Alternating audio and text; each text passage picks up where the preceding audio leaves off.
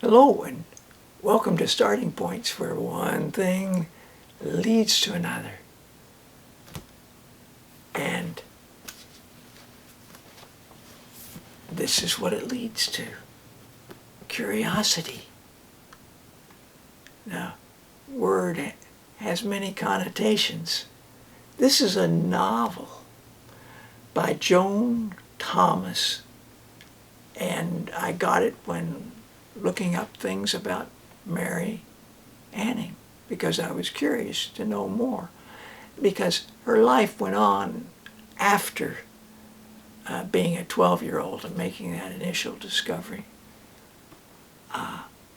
And this book certainly fulfills that void of knowledge.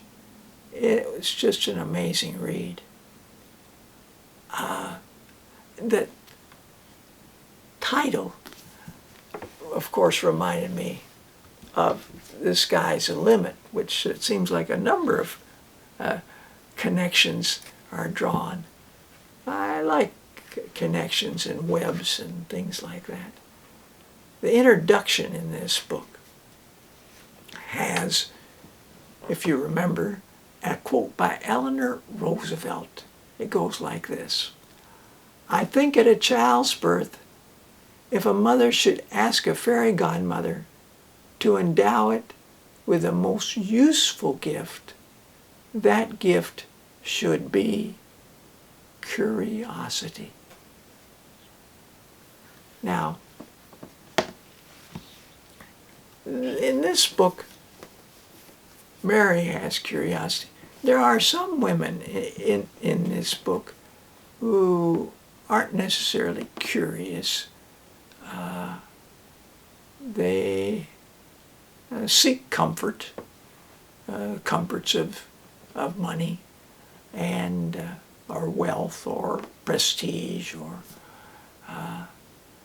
but I guess Mary wouldn't have minded some of that either, but she wasn't born into that strata that could even toy with the idea. She was, and strata's not a bad word for, because of the way the fossils and rocks and layers of earth have been formed and pushed up and changed, and she's at the bottom. But you grow to really, I grew to really appreciate her mind, her sensitivity to her questioning. Fascinating. This is a fascinating book. It really, and I was surprised because when I started, the first chapter was about Mary Anning, but the second chapter wasn't about Mary Anning. It was about a man she meets a little later on and in her life. And then the third chapter's back to Mary, and then the fourth chapter's back to this man. And this man is from, I learn, from, I shouldn't give it away, really. I think I should save it. I was gonna tell you, I was gonna read you things. I'll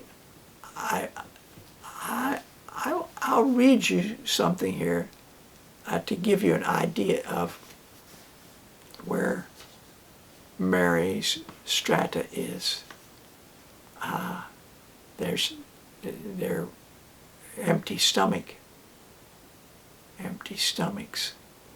There was still the bounty of nature. Oysters in the sea, cresses plucked from mist hung over the mouth of the river, blackthorn leaves that could be brewed for tea, mushrooms pushed up between the roots of trees, Rushes grew in the shallow trout ponds at the squire's estate. Mary walked out on a quiet morning and collected rushes. At home, Mary transformed the rushes into primitive candles, peeling away the hard outer skin until her fingers were raw with short cuts, and then laying the pith along the bottom of a long pan and covering it with warm mutton fat that the cook at the Philpotts kindly gave her. When the pith was well soaked and hardened, she laid the rushlights out on the curiosity table, a row of drowned gray fingers. They smelled foul and poured greasy smoke when they burned. But she asked only a penny for 3. No one bought. Only the poor would burn rushlights, and they made their own.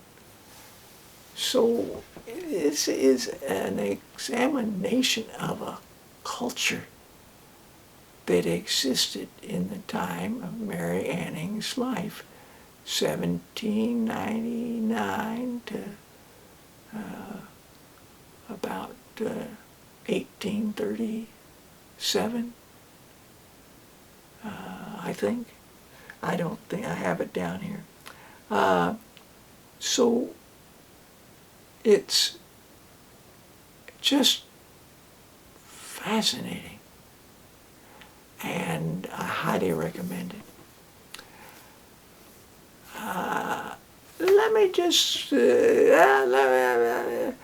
just give you an idea of the meticulous work that she did on this first great find that she has. She exposed a section as big as her hand, just this much, working slowly with a 1/4-inch chisel and her father's hammer. He has died. The chisel discerning stone that was only stone from stone that was bone. She worked along the tapered beak for many days.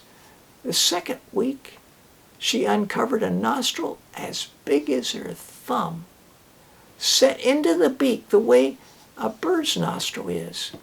At the end, the beak was the length of 6 hand spans.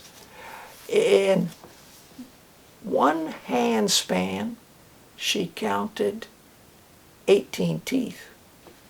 This meant 200 teeth in its whole jaw.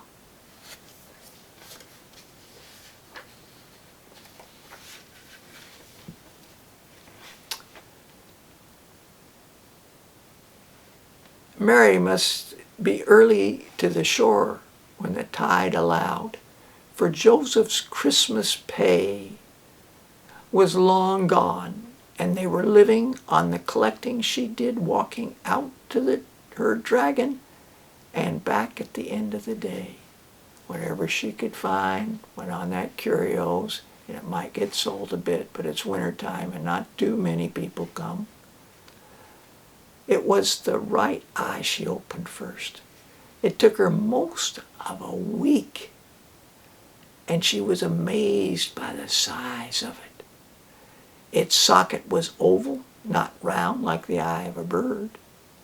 Had that eye been compressed by the weight of the rock that lay on the dragon? Now there's that questioning.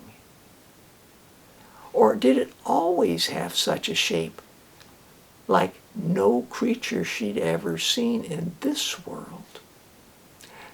There was a wheel of small bones inside the eye cavity. The left eye was not so easy to study. It was somewhat crushed. When both eyes were exposed, the creature looked out to sea with a comical vacant gaze. Strange to be acquainted with its face and not know whether you were talking to a bird or a fish or a lizard.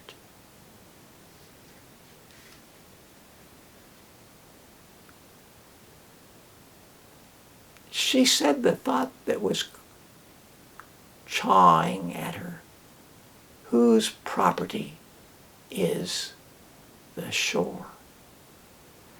A question her dragon had ignored when she asked it. Joseph nodded gravely. She knew. He understood. Her brother Joseph. He must have been about 14 at the time.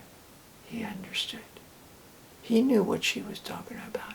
Was there a way that they can take and sell this? I mean, this is what they've found, what they've unearthed, what they've discovered, what they've salvaged with such meticulous attention and care.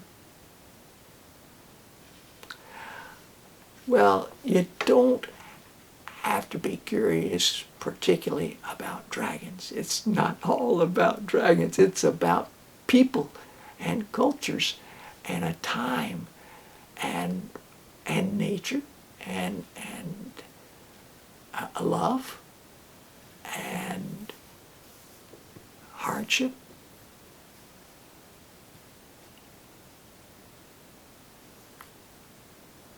Curiosity. Joan Thomas. Well, thanks for joining me. Until next time.